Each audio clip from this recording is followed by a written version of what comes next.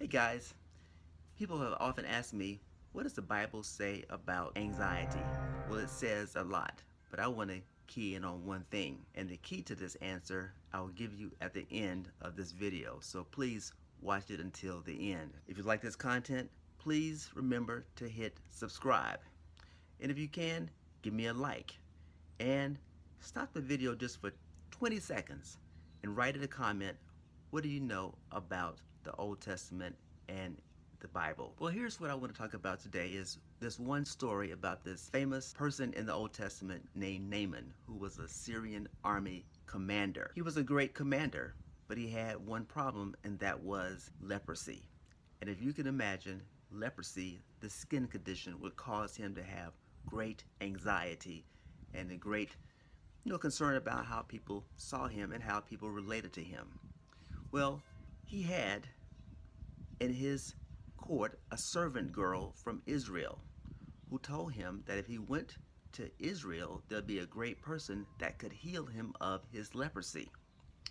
Well, he sent word, and the king heard that he was coming, but the king didn't know what to do. The king actually got angry about this situation. He said, what am I supposed to do with this? Well, word got to the king from Elisha, a great prophet, who said, send him to me and I will heal this great warrior. Naaman goes to Elisha, and Elisha says, go to the Jordan River, clean yourself 7 times and you will be cured. Of course, that was too easy of an answer for him to take.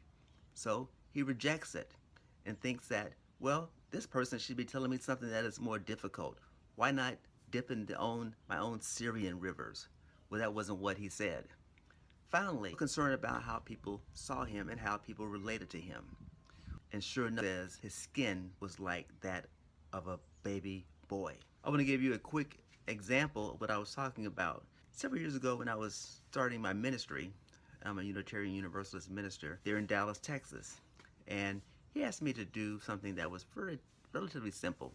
He said, I want you to lead this grief group, and one thing that you can use as a resource is this book called Good Grief. It was a very small book, maybe about 40 pages or so, and 5 by 8, like a very, simple, easy to read book. And I thought, okay, I'll check it out. But in the back of my mind, I was saying, this is probably too simple a text for me. I'm a big time guy, so I'm thinking in my mind, and I got a master's degree behind me. So I went and looked for all these big books on grief and tried to work through them and use the books that I had gotten in seminary, thinking that those were better text. Well, it turns out that those were pretty good text. But finally, after about the third person said, you need to read this book, Good Grief, I said, okay, let me get the book. I've been holding on to the book for a couple years now. It took a while for me to get to it. Let me check it out. I go get the book. I read the book. The book is fantastic. I mean, it is excellent. It says what those other books couldn't say, didn't say, wouldn't have ever said, in such easy to understand terms, very accessible. But better yet, it came from real experience. It wasn't somebody's theoretical knowledge. It was what someone had lived through, and they had broken it down into these 12 steps, maybe 13 steps, whereas the other books had broken it down into 5 steps.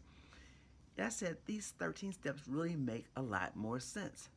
And ever since then, I've been using Good Grief by Granger Westberg. It's a small book, over 50 years old now, still making a difference. And I'm not trying to promote that book, even though it is a fantastic book. They aren't paying me to say. Had I listened to the advice early on, I would have saved myself years of trying to figure it out on my own and gone right to it using the other pastor's wisdom. The small thing made a huge difference. And now, when people in my church go through grief or experience a loss through death or some other form of loss that creates a lot of grief, what do? I give them a copy of Good Grief. In fact, I have a stack on my shelf just for that express purpose. I give them the book. I'm doing the thing that I should have been doing from Jump Street. So learn from my example. Do the thing. Do the easy thing. Do the simple thing. Even if it doesn't make sense and someone wise tells you to do it, do it. Save yourself a lot of stress, worry, and anxiety and overthinking. What does this have to do with anxiety, you ask? The thing is, often we can do these things that are very simple that will help bring down our anxiety to a very low level. But we're looking for more difficult things, or we're just simply outright rejecting the advice that we get from people or from other sources, or we're just ignoring it, choosing to live with it, as did Naaman. Even when we get good advice, sometimes we're prone to just reject it. Well, I want to encourage you today to take and act on the advice that you get. Small, simple things can really make a big difference. Perhaps for some people, that thing may be going to see a therapist and scheduling a weekly appointment.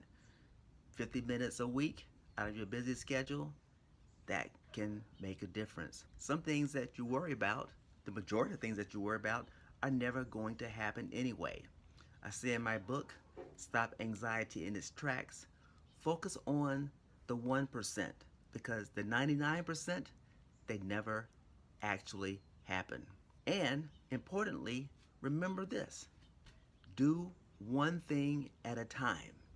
Trying to multitask, trying to do a lot of things at one time, that doesn't really accomplish much but make you more anxious, worried, upset, jittery, and feeling out of control. But if you can just do the one thing, the one simple thing, whether it is just taking the trash out, focusing on washing the clothes, or cleaning the kitchen, cleaning up your bedroom, tidying up your workspace, you know, checking, making that to-do list, actually sitting down and writing a to-do list, and then checking it off one by one. That will do it. So here's the key. The main thing to do is to realize this: small things make a big difference. And if you can stick with that, I promise you, you will bring your anxiety down several notches. All right? Don't forget to click subscribe, give me a like, and leave a comment.